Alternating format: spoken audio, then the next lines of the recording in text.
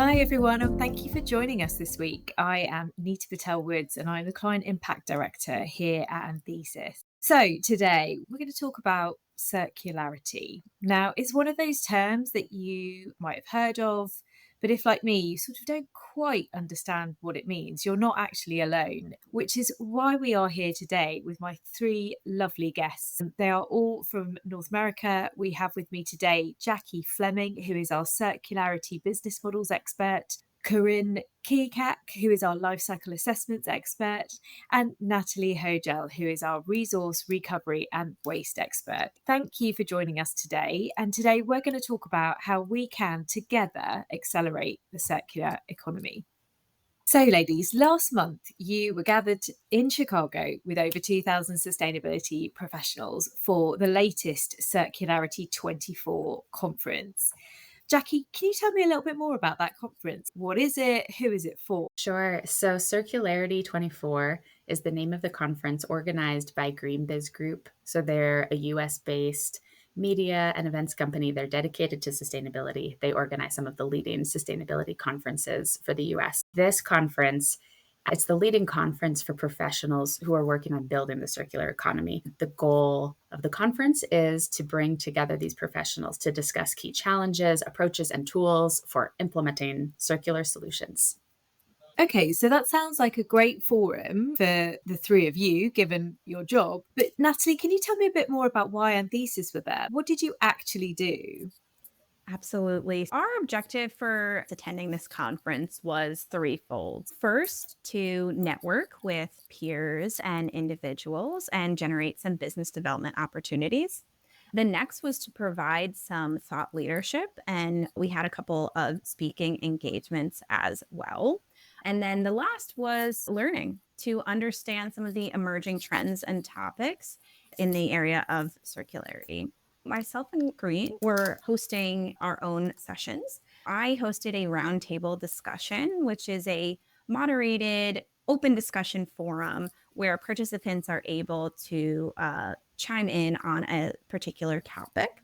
My roundtable discussion was waste as circular feedstock. So this is a really interesting topic because it's relevant for really any material and any industry. We had some great discussions at that roundtable. There was one person that was making fertilizer out of formerly wasted oat hulls. We also had another individual that was making apparel fibers that rivals the handful of silk and wool from cellulose waste.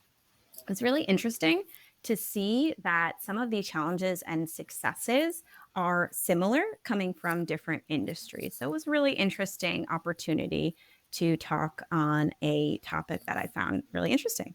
And on my end, I had the opportunity of presenting on a panel with two of our clients. There was only one session out of the entire conference that focused on LCA. So it was a pretty popular panel and we were quite happy with the attendance. More specifically, the topic that I presented on focused on the opportunities, but also the limitations of life cycle assessments as a tool to assess whether a circular business model will truly reduce the carbon emissions when we compare it to a linear model so that you can unlock the most carbon emissions reductions. So we talked about key aspects of a program that's really important to consider that can sometimes negate all of the positive impact of a circular solution.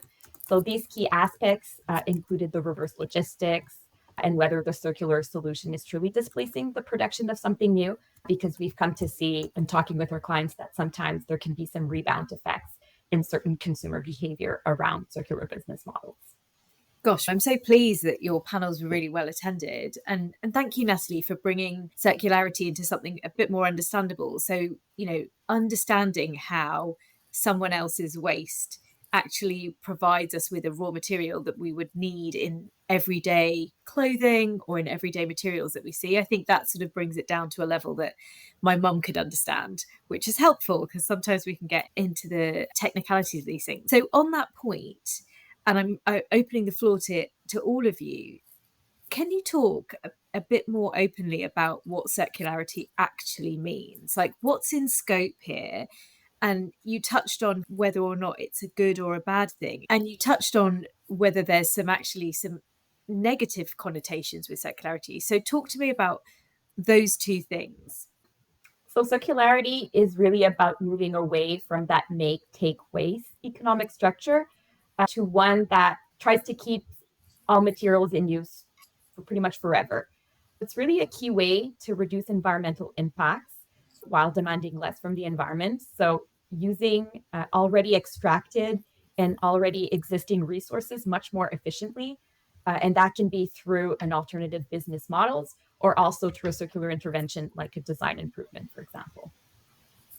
Just to add on to that, circularity can be really challenging because it is not the conventional way that business has always been done. As Karine had mentioned, in a circular economy, there is no waste. The idea of waste doesn't exist. Certain externalities of doing business, like waste and pollution, are only now becoming more important considerations in business and are really key concepts in the idea of circularity. Nita, you asked about what is in scope when we talk about circularity. So it is a broad term. Let's look at what we consider to be a part of this circularity concept. There's a range of considerations when thinking about circularity, at least in a business context. So the considerations would include product design as a foundational step here. So that includes the choices around material selection and design for things like durability, repairability, and recyclability for both the product and the packaging. And then it also means looking specifically at end-of-life solutions that will keep the products or material components recirculating at their highest value, as Karine mentioned, and minimizing any waste to landfill, like Natalie mentioned. And that's the work that Natalie specializes in. And then it also includes the work that I specialize in, which is looking at the business model as a whole and looking at how companies can monetize their existing products over multiple uses, how they can disconnect revenue generation from impact creation, utilizing a much lower carbon way of doing business. And then we also consider LCA as an important tool in the circularity journey because, Nita, you asked about potential negative trade-offs with circularity. So in order for these circular efforts or actions to be truly creating a sustainability benefit, we need to make sure that we can measure the actions and the interventions that we're taking, evaluate those impacts, and be able to confirm that there's overall net benefit. So LCA is an important tool to be able to do that within the circularity journey. And then all of these topics and approaches can be coordinated by incorporating circularity as a key part of an organization's sustainability strategy. So all of those pieces together would encompass what we consider as the best practice approach for businesses that are looking to have a comprehensive or robust circularity strategy. Thank you all for explaining that. And for those that don't know, LCA stands for Life Cycle Assessments. So if I've understood you correctly, circularity and circular business models are the strategy, but the way that you measure the success of those strategies are tools like the life cycle assessment. So tell me a little bit more about what happened at the conference. If I was to challenge you to say, what are your top 2 takeouts? What would you tell me that you got from being there for a couple of days? Jackie, why don't you kick us off? Sure. So it was encouraging to see that there were multiple sessions at the conference that were focusing on circular business models. Again, that's the area that I work in. And it's really encouraging to see that because we need more action at that level. So not just designing products to try to have those products be more repairable or using more durable materials, but looking at how we are restructuring our economic models. However, what was interesting to see across these sessions is that there is still a lag in putting the focus on this question of how truly sustainable is that circular model.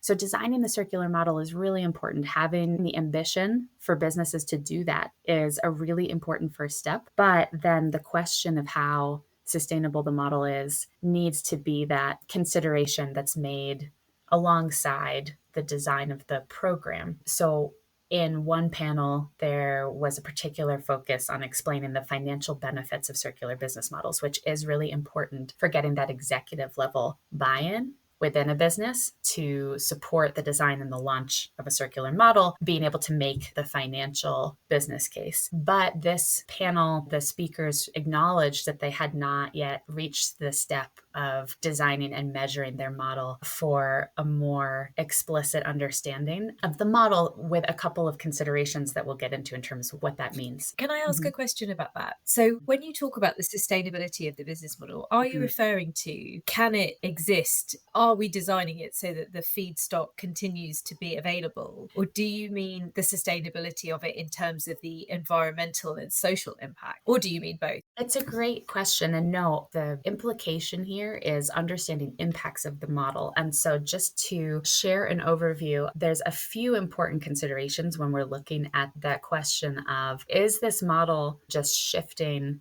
impacts, or is it actually reducing overall impacts, and is it shifting the way that consumerism happens? And so the first consideration is this question that Karine mentioned in the beginning around her panel, which is a question of displacement. Is the consumer actually displacing their purchase of something new with the purchase of something used? Or is the circular model incentivizing just an add-on purchase of something used? Is it an opportunistic purchase because you're offering goods or items that may be lower cost, that the consumer may feel are more guilt-free as a way of shopping? So is it actually increasing overall consumerism? So that would be one question. And again, Karine will speak more to how LCA can take that into consideration. So then another consideration there is the CBM, the circular business model, actually structured to encourage more consumerism through the incentives. So for a circular model, businesses need to be able to take back their own goods so they can recirculate those goods. And so often there's incentives needed for consumers to submit their products back to the brand. We do see many examples where brands are incentivizing that take back through things like gift cards for the consumer. And those gift cards, in many instances, may only be applicable to the purchases of new products. Therefore, the brand may be incentivizing consumers to buy more new stuff when they send back their old stuff.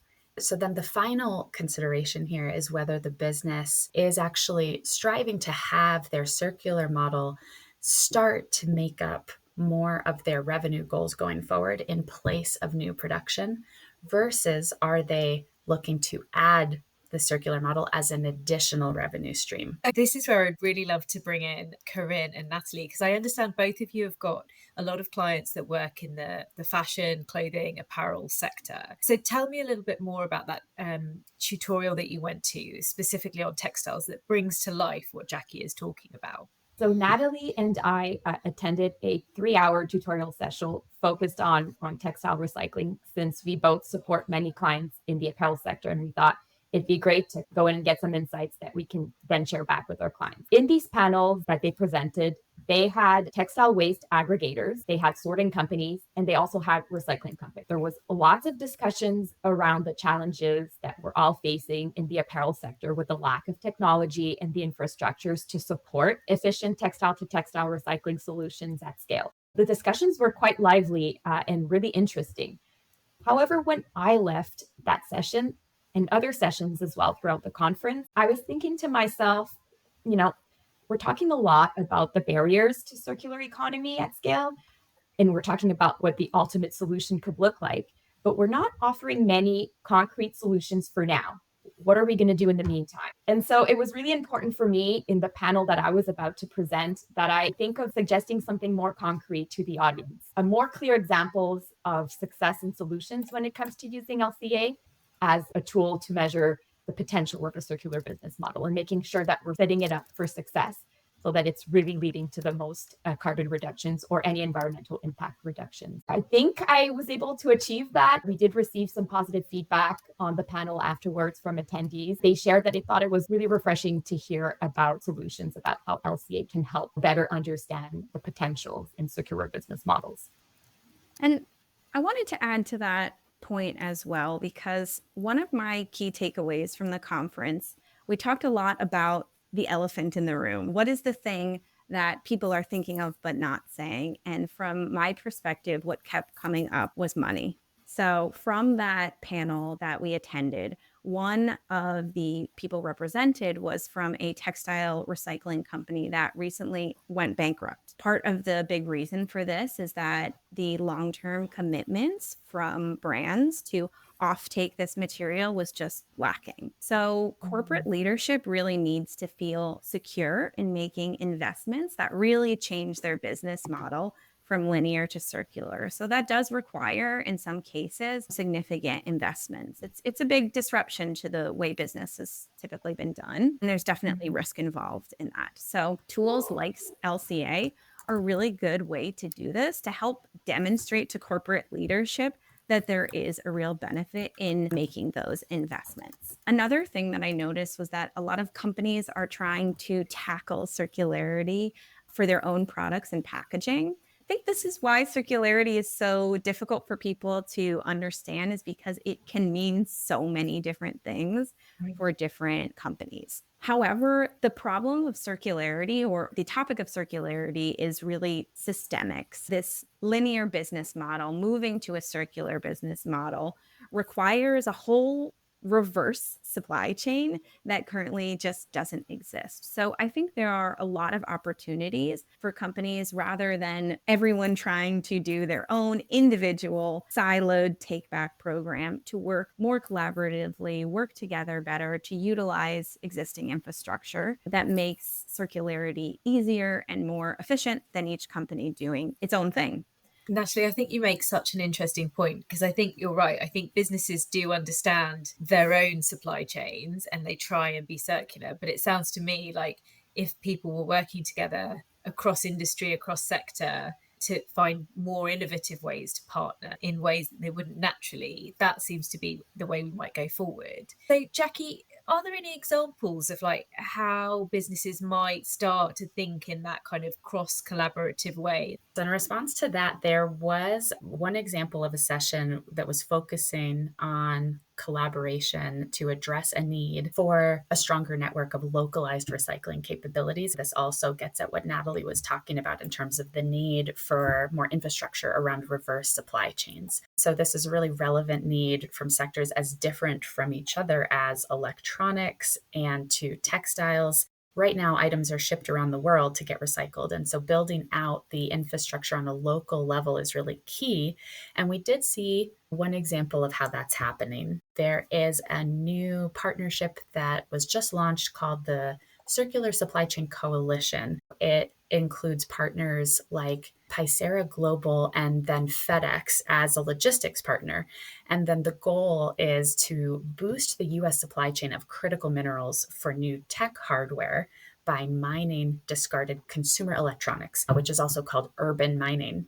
So it was really interesting to see how this coalition is trying to bring together logistics companies and then local community enterprises to tap into this more distributed supply of critical minerals and shift the model for how those minerals are sourced, while building out local community partnerships that could have a social benefit as well, like employment opportunities for special needs populations. So the session discussed the aspirations and the goals for this initiative, and then also just highlighted where we don't yet have the right systems in place for that effective urban mining. There's a need for more digital infrastructure for data collection on those materials, forecasting material needs, routing materials for their highest use. And so that is a theme that we saw across sessions too, that there, even where there are examples of some collaboration, trying to develop solutions, there's still a long way to go. I love that term of urban mining. That's a great example of using waste as a circular feedstock. And this really relates back to one of the key themes that I was seeing, was that it is a good solution to use existing infrastructure rather than developing a brand new supply chain from scratch. That can be really challenging and really resource intensive. So one of the sessions that I attended also had a really interesting, innovative company that was converting existing trucks from conventional to electric. So just another great example of using what you already have, but making that more efficient. Another company discussed about how they are using empty mall space for micro reverse logistics hubs. So this is another just great example of using that infrastructure that we already have to go towards a more circular economy. Thanks, Natalie. And I think you really touch on something there where it becomes so much more tangible if you can start to see the impact of that. As a resident of somewhere that has lots of empty shop fronts, being able to see how a community might use that really brings it to life. So it sounds like we've got some strategic models that we know exist out there. We've got some partners and organisations working together to actually start to demonstrate it. I wonder if, Jackie, maybe you could kick us off here. What are the tools out there that help us measure the effectiveness of actually implementing circular solutions?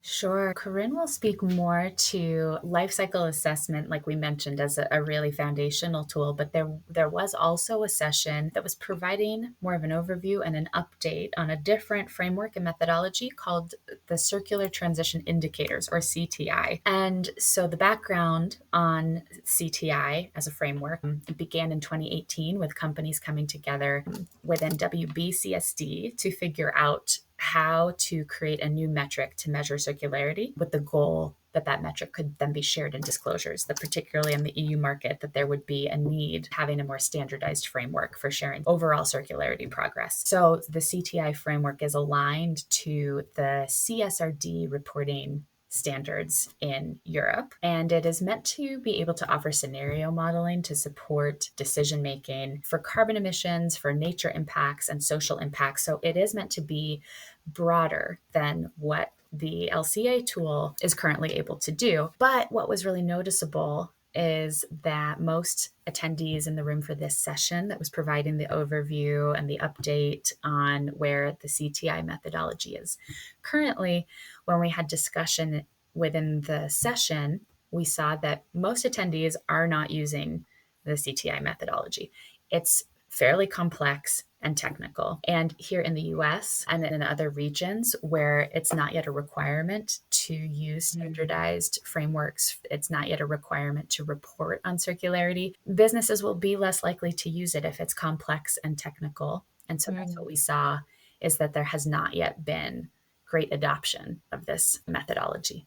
And do you think, Jackie, that the regulation, as we've seen it in the European regions, will force adoption? Or do you think it will make the regulators innovate to create metrics that are a bit more accessible to everybody? I expect to see that there will be more adoption of a framework like CTI in Europe, where the framework already is available and reporting requirements are going to increase. And so businesses would likely turn to a framework that is already available in Europe. It would be great to see continued innovation of metrics that can feel more intuitive or accessible as well. We would probably expect to see that CTI will continue to iterate, as there has been an evolution of new versions of CTI. And so hopefully it will feel like, between more widespread education and training on how to use it, and maybe better ways of simplifying and making it feel accessible, that we'll see more widespread adoption. But Karine can speak more to LCA and how that tool, along with CTI, it may be that businesses will continue to seek out support from expert providers that can help them to conduct these kinds of measurements.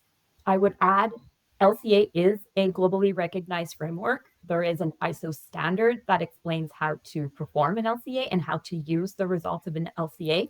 So it's pretty well understood, but it's still just one tool out of many tools in the toolbox that can be used for companies to set goals and track progress when it comes to circularity. So like Jackie mentioned, there's different frameworks and methodologies and many KPIs that are commonly used. Namely, there's the Material Circularity Indicator, MCI, which was developed by the Ellen MacArthur Foundation, and the Circular Transition Indicators, the CTI, that Jackie just explained.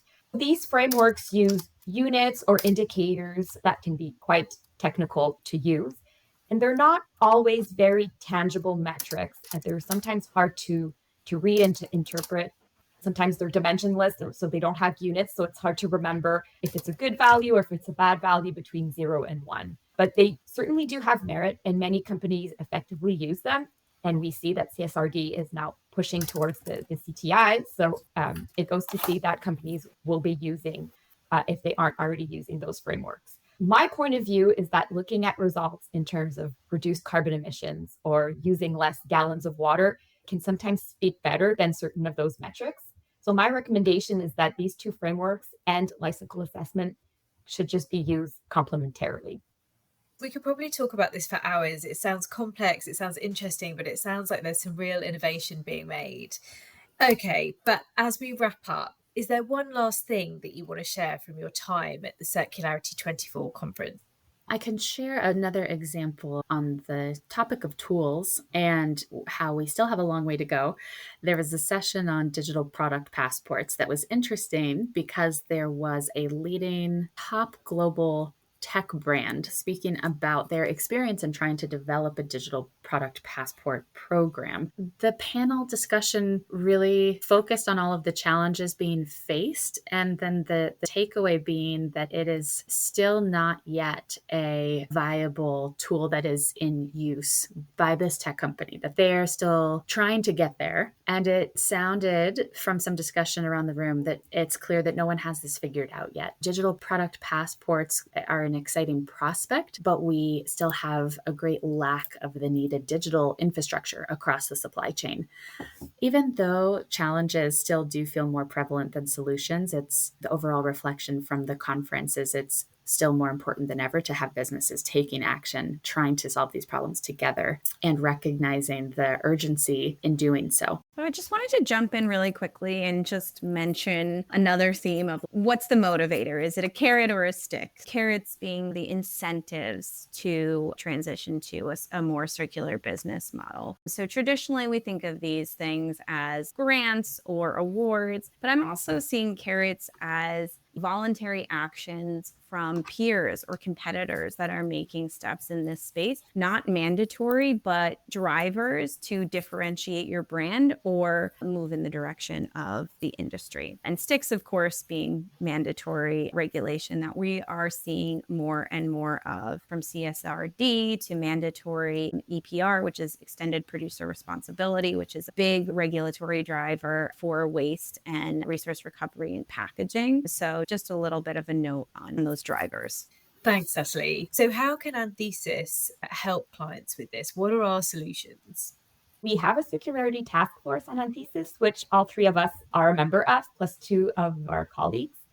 So this task force really exists to help companies set their circularity strategy. And we're here to try to help them understand where they are at in their circularity journey, whether it's starting with setting a baseline or simply understanding their sector's circularity landscape. And then we can help them set circularity goals and set them up with the right tools so that they can then calculate the progress against these goals that we've helped them set.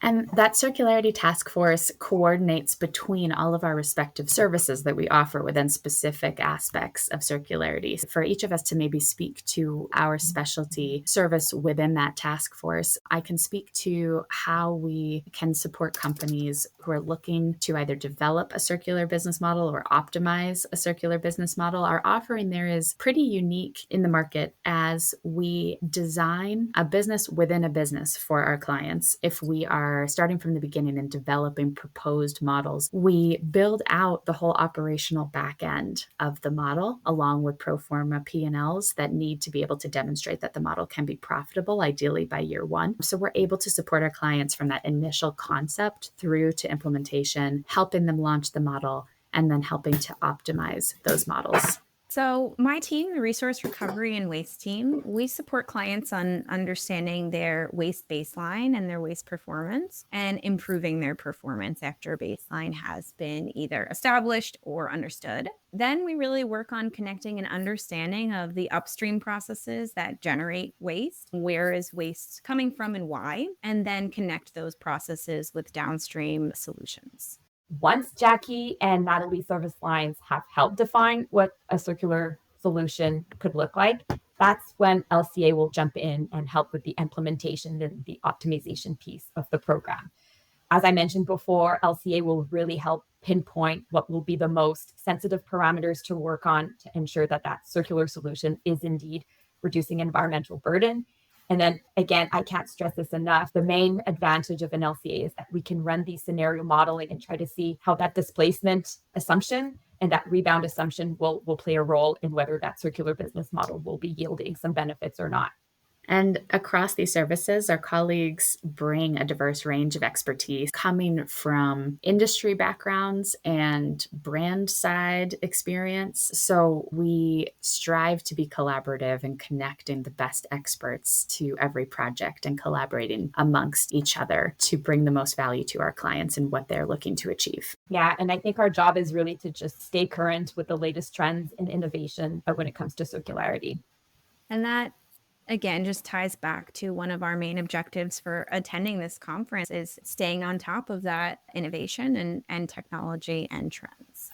Thank you. I really enjoyed this conversation. And as Karine mentioned, it can be hard going if all you're hearing is the barriers, the problems, this is why we can't do it. But I feel like the three of you have just articulated such a neat way in which any organisation, no matter where they are in this journey, can come and meet with some of our really solutions orientated experts. So I want to know more. Where can I direct them, Jackie? Who should they get in touch with? Sure. So in the episode notes, we'll include a link to the webpage on our site that shares the collection of all of our circularity services. So descriptions of those services and how we approach the work, along with case studies and other resources. And so that would be the best place to learn more about the services. And our contact information will be shared within the episode notes. So we encourage any listener to reach out to us directly if they want to discuss further questions or needs.